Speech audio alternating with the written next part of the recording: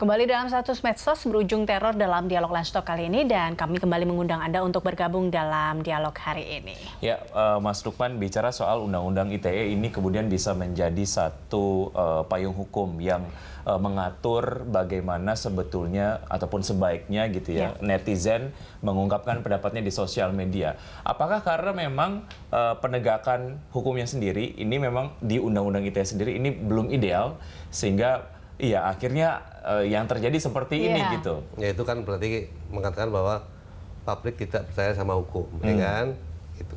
Tapi intinya gini, ada beda antara Undang-Undang ITE sama geruduk orang untuk diteror. Ya, Undang-Undang ITE itu mencegah siapapun untuk memposting hal-hal yang berkaitan sama sara, hate speech, fitnah, hate speech dan lain-lain. Itu mencegah itu semua. Ya. Tapi sesalah-salahnya orang di media sosial dan dia terkena Undang-Undang ITE, berarti dia dibawa ke ranah hukum. Hukum yang mengatakan, oh si A, si B bersalah. Ya kan? Bukan masyarakat yang mengatakan. Gitu. Sementara persekusi itu adalah masyarakat sendiri yang mengatakan, oh si A bersalah. Harus dibawa kemana? Artinya jika Anda merasa terganggu dengan sebuah postingan ya tinggal lapor polisi saja, nanti tinggal dikenakan Undang-Undang ITE ini gitu. Itu yang benar, bukan itu lebih benar begitu. Bukan main menggeruduk. Iya, bukan akhirnya main hakim sendiri seperti ini. Betul. Oke, dan kita sudah punya mekanisme itu sebetulnya. Saya ke Mas Damar, bicara soal apa yang terjadi di Dokter Vira sendiri. Sudah meminta maaf, namun kemudian ternyata ada teror lanjutan. Ini sebetulnya apa? Gong atau golnya lah ya dari persekusi yang dilakukan apa sebetulnya? Ya, padahal sudah meminta maaf, sudah menandatangan belangko yang ada materainya segala macam. Ya, persekusi itu kan sebetulnya arti bahasa Indonesia yang lebih mudah dipahami, perburuan sewenang-wenang terhadap sebuah golongan. Jadi dia bukan pada person, orang-orang tertentu gitu ya. Jadi bukan pada figur Dokter Viranya itu sendiri, tapi dia mewakili golongan siapa.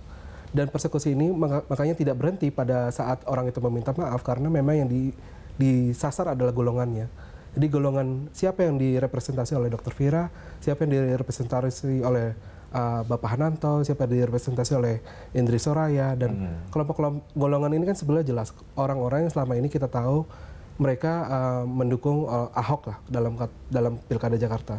Dan itu artinya persekusi ini tidak akan berhenti sampai golongan itu sendiri disingkirkan. Persekusi itu kan dimaksudkan untuk menyingkirkan kelompok-kelompok ini sehingga kemudian tidak ada lagi. Nah, itu yang sebetulnya sedang dicapai oleh tindakan persekusi ini. Ada data dan karena itu dia berbahaya. Ataupun list yang pengguna sosial media yang mungkin sudah menjadi target. Kalau tidak salah ada 46. Tadi sebelum kita mulai Lunch Talk ada daftar itu. Iya, ada sebetulnya polisi tahu nggak ya mengenai daftar ini dan langkah antisipatif apa yang bisa dilakukan gitu agar ini kemudian terhentinya ya di kasus Dokter Vira saja gitu. Iya, di media sosial sekarang ada daftar hitam sasaran umat Islam. Jadi yang tadi saya sebutkan. Jadi kalau tidak viral, kalau sudah viral tidak mungkin polisi tidak tahu. Pasti tahu karena itu mudah informasinya terbuka. Baik. Jadi tidak ada alasan polisi tidak tahu gitu ya. Lalu kemudian data ini sudah dikompilasi oleh SafeNet dari berbagai sumber dan bisa diverifikasi dan ini menjadi pegangan Sahi bahwa ini memang orang-orang ini memang ditarget, diburu. Dan jumlah ini kan kita terus tambahkan karena setiap hari teman-teman kita sedang mengumpulkan orang-orang yang sedang diburu ini. Jadi untuk tahu siapa sebetulnya yang diburu dan bagaimana mekanisme bekerjanya ya. Oke. Nah, ini apa sih yang Anda ini mendasarkan pengamatan Anda, apa yang membuat akhirnya kalau tadi kita lihat memang adanya hukum yang tidak bekerja di sini ataupun hukum yang dinilai masih belum bekerja lah di ibaratnya situ. Apa yang membuat ini terlihat bahwa nampaknya hukum masih lamban dalam menegaskan ataupun melindungi orang-orang yang masuk dalam daftar hitam itu? Ya, kalau lihat rujukan hukumnya, sebenarnya hukumnya sendiri masih rumusannya masih karet. Jadi kalau buat kami ini adalah pola baru pemidanaan. Kalau buat kami SafeNet ya. Jadi ada 4 pola pemidanaan di sebelum-sebelumnya. Sekarang ini ada pola baru pemidanaan berdasarkan persekusi golongan. Dan ini yang kita masukkan ke dalam daftar itu. Jadi kalau kita melihat ke depan pola baru ini, kalau ini dibiarkan ya berarti kan akan terus berlanjut kan. Daftarnya akan lebih panjang dan kemudian menambah jumlah keseluruhan dari total 200 orang yang sebenarnya sudah terjerat Undang-Undang ITE. Tapi itu kita bicara hal yang berbeda ya dengan target persekusi ini. Kalau persekusi ini yang kita khawatirkan sebetulnya kan memang pokok perkaranya bukan di undang-undang itu sendiri atau tidak adanya payung hukumnya ada, tapi perlindungan hukum terhadap orang yang ditarget oleh persekusi ini ya nggak ada. Mereka kan harusnya dilindungi oleh asas praduga tak bersalah. Lalu juga mereka harus dilindungi karena mereka warga negara, harus bebas dari teror. Tapi itu yang tidak didapatkan, dan itu menurut saya itu hal vital. Kalau negara tidak bisa menyediakan itu, maka ini menjadi pertanyaan serius buat penyelenggara pemerintah kita sekarang gitu. Di mana mereka pada saat kita butuh. Oke, Pak Nukman, terkait dengan apa yang bisa dilakukan di lini sosial media oleh pihak-pihak terkait, edukasi mungkin bisa dilakukan ya sebetulnya supaya edukasi itu wajib, edukasi itu wajib. Terutama gini, mengedukasi orang-orang supaya postingnya lebih bijaksana, itu lebih bijaksana. Tapi jauh lebih penting adalah orang-orang yang sok jagoan untuk menyebarluaskan informasi orang lain, itu harus dikasih tahu bahwa itu melanggar hukum, bisa dituntut. Nggak boleh loh menyebarkan informasi, apalagi kemudian membawa foto anak-anaknya. Informasi yang tidak benar atau nggak, menyebarkan informasi pribadi itu tidak boleh. Baik. Bahkan kemarin Menteri Dalam Negeri juga hampir kena kan, karena menyebarkan informasi pribadi orang yang mengkritik Jokowi, ya kan? Soal IKTP itu aja akhirnya menarik diri kan.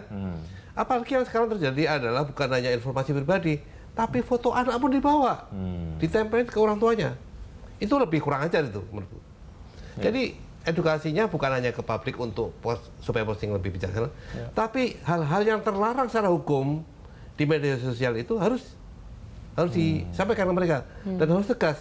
Siapapun yang melakukan itu, ya harus ada yang berani bilang, itu kamu melanggar hukum loh, kamu bisa kena loh, gitu. Dan kita nggak usah takut-takut untuk itu. Bahkan kalau menurut saya sih gini, kalau sudah begitu, polisi jangan diam aja. Harus ada orang yang kena gara-gara itu. Karena kalau enggak, ya terus dianggap itu sesuatu yang normal. Sama lah seperti ini, ada orang melanggar lalu lintas dibiarin dan polisi ada di depannya, yang belakangnya pasti melanggar, pasti. Karena niru seperti itu ya. Dibiarin.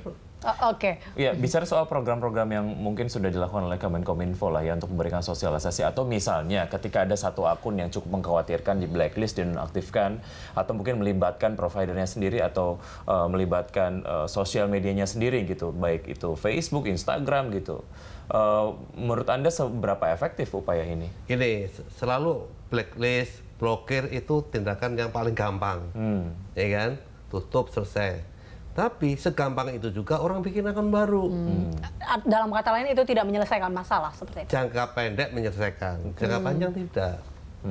Makanya selalu tuh edukasi sama tindakan hukum ditegakkan. Udah dua itu aja lah. Iya. Mas Damar, Anda harus juga melihat kan memang harus ada juga peran pemerintah dalam hal ini terkait dengan paling tidak agar persekusi ini ya dapat diselesaikan. Ya, satu hal yang pasti kan persekusi ini sistematis dan masif. Jadi hanya pemerintah yang sebetulnya mampu melakukan peredaman ini di tingkat nasional. Kita tidak bisa berharap pada kelompok masyarakat seperti SafeNet atau kelompok-kelompok masyarakat seperti masyarakat sipil yang bergerak di internet untuk melakukan itu. Kami butuh pemerintah untuk melakukan ini karena sifat jangkauannya yang nasional. Ya, Pak Damar, jangan-jangan polisi belum mau bertindak karena nggak ada masyarakat yang melapor, terlalu terintimidated. Mereka, saya nggak mau melapor karena saya terlalu terintimidasi. Begini Mas, kalau tindakan yang sifatnya udah mengancam nyawa, itu nggak perlu lapor, ya kan? Itu harus otomatis. Harusnya otomatis polisi turun tangan seperti itu. Sejauh ini kalau dilakukan yang mediasi ataupun komunikasi SafeNet dengan misalnya orang-orang yang sudah didaftar tadi, sudah masuk blacklist tadi, dengan kepolisian itu seperti apa yang sudah disampaikan, Mas Damar? Kalau kami sekarang menyarankan ke pihak-pihak yang sedang mengalami teror ini untuk mencari perlindungan terlebih dahulu. Karena kan kondisinya mereka secara psikologis tertekan. Baik itu di Solok, baik itu di Surakarta, mereka rata-rata udah nggak nyaman dengan kondisi sekitarnya karena terornya tidak berhenti ya. Jadi itu yang kami fokus pada korban terlebih dahulu. Kedua, kami sedang menjalin komunikasi dengan Kominfo dan Kapolri juga untuk bisa melakukan sebuah tim satgas atau perlindungan terhadap aksi-aksi ini. Ini kan kita angkat isunya ke permukaan karena barangkali mereka tidak tahu, tapi ini alat bantu kami untuk bisa memperlihatkan bahwa ini tingkatnya udah harus direspon secara khusus oleh mereka. Mas Lukman, pola peniruan perilaku ini yang sebetulnya dikhawatirkan ya. Ketika kemudian ini oleh sekelompok orang dinilai sebagai sebuah strategi yang efektif gitu untuk membuat orang merasa terancam dan melakukan permintaan maaf dan lain sebagainya. Menurut Anda ini dikhawatirkan ya? Oh jelas, apalagi ini di media sosial, ya kan? Begitu satu perbuatan menviral, itu orang lain akan melihat, oh bisa juga ya ternyata. Ya. Makanya media sosial ini medium paling gampang untuk membakar orang untuk bertindak hal yang sama. Ya bukan hanya ini, jadi kalau kita lihat dalam keseharian, konsumen yang kecewa sama sebuah brand, begitu dia menyampaikan dia di media sosial, konsumen lain yang kecewa akan melakukan hal yang sama, langsung menviral. Sama juga perbuatan kayak begini, satu orang melakukan di Solo, dan kelihatannya berhasil, pemerintah diam aja, tempat lain akan ikutin. Karena informasinya langsung diterima di tempat lain. Ini kalau nggak ada pencegahan, ya sudah, akan berkembang terus. Oke, baik. Kita akan lanjutkan perbincangan ini lebih lanjut lagi. Kami akan kembali pemirsa sesaat lagi.